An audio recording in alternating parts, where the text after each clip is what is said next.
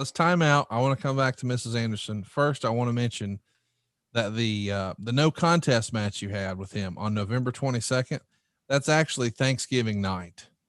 So the loser leaves town thing happens a week later, but the big blow off, as we always say, the big, the cage match was usually the blow off.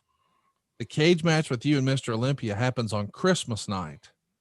Now, some of our younger listeners are going to think, wait a minute, they were wrestling on Thanksgiving and Christmas. Arn, correct me if I'm wrong, but those are two of the biggest nights of the year, right? Sign me up for those two holidays because they were exactly that. Yeah. Two of your biggest payoffs. Because let's face it, if, on Christmas, I don't know how everybody does it at their house, but we open Christmas presents early in the morning. We clean up all that stuff. We have a nice meal in the afternoon. By that night, you're looking for something to do, unless you're just really a big toad and you just want to lay on the couch. People like to go to wrestling. Yeah.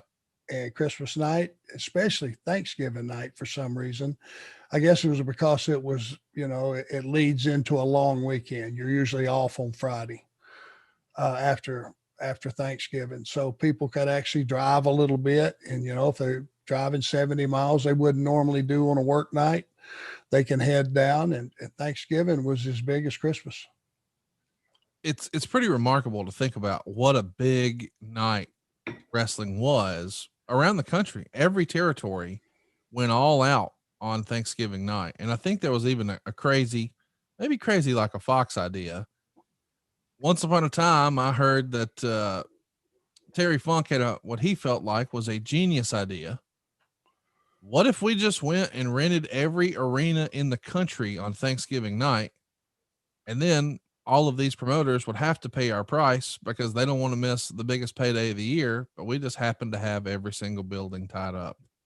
That Terry Funk's he's a crazy cat. And he would have had to have had you and your money backing him to have rented all those arenas. By the way, I don't think Terry was going to pop for all those, was he? I don't reckon, but it is an interesting idea. Hey, let's talk about two things.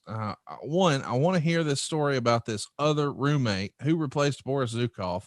And then I'd like to finish our episode today talking about Mrs. Anderson. And then we'll talk about what we got coming next week as we start talking about 1985. And, well, maybe we got a trick up our sleeve. It's fantastic. So now I am looking for another roommate. Boris and his 21 piece are out of town.